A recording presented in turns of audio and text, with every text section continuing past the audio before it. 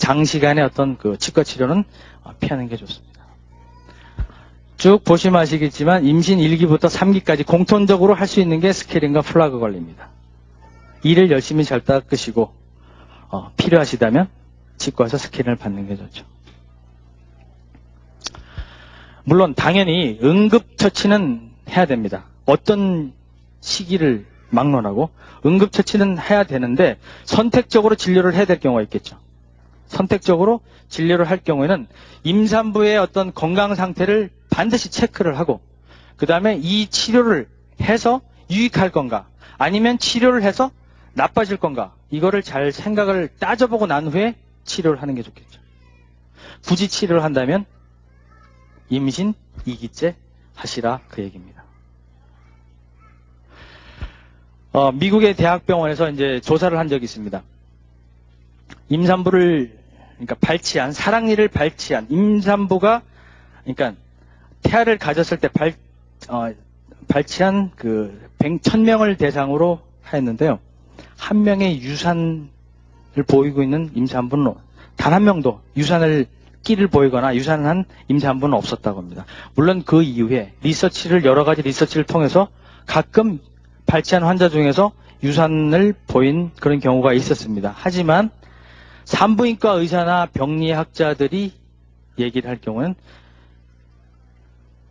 이 유산은 발치를 하지 않았더라도 충분히 생길 수 있는 상황이었고 그리고 발치 이전에 이미 태아가 병이 든 상태였기 때문이지 그리고 공교롭게도 발치한 시기와 임신한 시기가 일치했던 것뿐이라고 얘기를 합니다. 이해가 가시겠습니까? 그리고 또 중요한 게 있죠. 임신 전에 아기를 갖기 전에 이제 어떤 치료를 해야 되나 치과마다 이제 치과에 가서 이제 얘기를 합니다. 아기를 갖고자 하는데 어떤 치료를 해야 될까요? 통상적으로 대부분의 치과 의사들이 권하는 것은 이렇게 정상적으로 나지 않고 기울어져 난 저런 사랑니는 반드시 발치를 하라고 권유를 할 겁니다.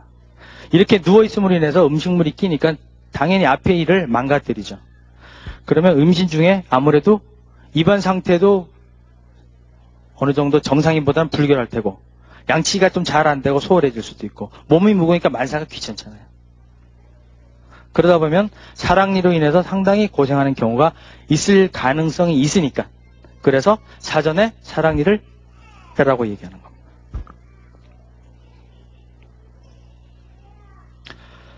자, 그 다음에는 스케일링을 또 들 수가 있죠.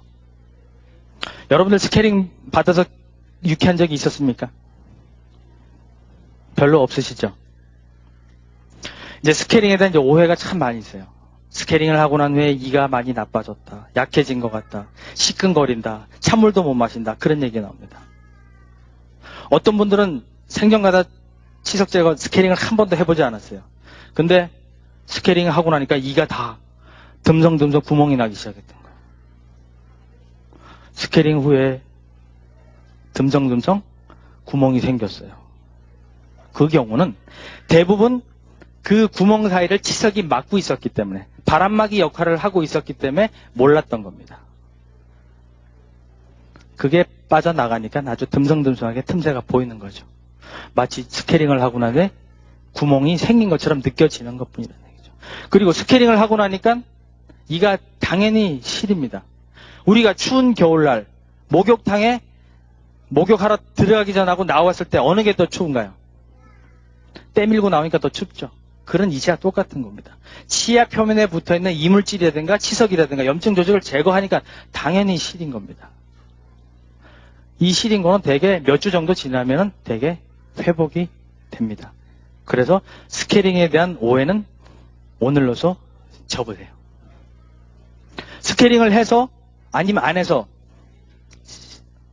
실득을 따져보면은 해서 불편한 게 오히려 낫다는 얘기죠. 그 다음에 중요한 것이 여러 임산부들한테 가장 중요하고 말씀드린 건 청결한 구강 상태라는 얘기죠. 청결한 구강 상태. 이 플라그를 제거를 잘 해줘야 아까 얘기한 뭐 턱 건드리기만 해도 출혈이 막 생기죠. 그런 어떤 임신성 치은염을 어느 정도 줄여줄 수가 있습니다. 대부분의 산모들이 아기를 갖게 되면 만사가 귀찮잖아요. 그러다 보니까 이 닦는 것도 게을릅니다. 임산부들이 또 입냄새가 또 많이 심하죠. 남편들이 또 싫어할 거예요. 입안 상태 이렇게 불결한 상태에서 이제 아기를 낳고 이제 병원을 가면은 꼭 그러죠. 그냥 아기 낳고 그냥 잇몸이 이렇게 나빠졌어요. 자기가 청소를 안 했다는 얘기, 구강 상태가 불결했다는 얘기 별로 안 합니다. 애 낳고, 애 때문에 그렇다고 다 애한테 그냥 다 떠넘깁니다. 책임을 전가시키죠.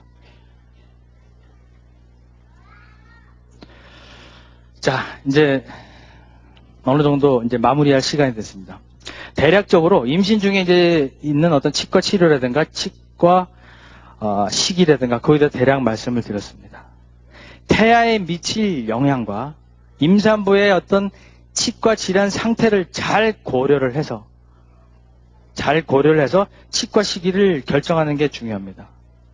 그리고 치료를 해서 득이 될 건가 실이 될 건가, 아니면 치료를 안 받아서 득이 될 건가 실이 될 건가, 이거를 면밀히 잘 검토한 후에 치과 시기를 결정하는 것도 더 중요하겠죠. 정작 필요한 치료인데도 불구하고 이거를 외면해서 태아하고 임산부에게 불이익을 초래할 수가 있기 때문에 치과 치료가 가져주는 어떤 유익성이라든가 아니면 위험성을 잘 검토하시고 난 후에 치과 시기를 결정하는 게 좋겠다고 생각합니다. 몸들이 불편하신데도 불구하고 장시간 경청을 해준 것에 감사의 말씀을 드리면서 모쪼록 순산하시기를 기원드리겠습니다.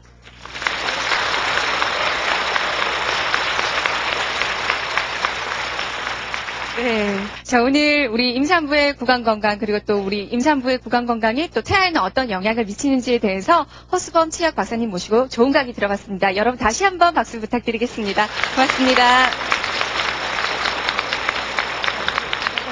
네, 우리는 누군가의 말을 들을 때 그 말에 귀를 기울이게 되죠.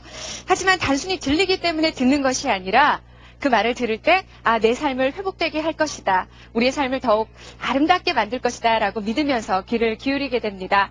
그것이 눈빛이든 목소리든 표정이든 손짓이든 그것을 받아들일 때 사랑으로 받아들이게 된다면 모두 다 들리고 보이게 될 겁니다. 자, 여러분 오늘 하루 우리 가족들의 눈빛에 또 말에 사랑으로 귀 기울여 보시면 어떨까 싶네요. 자, 저는 여기서 인사드리겠습니다. 함께해 주신 여러분 고맙습니다.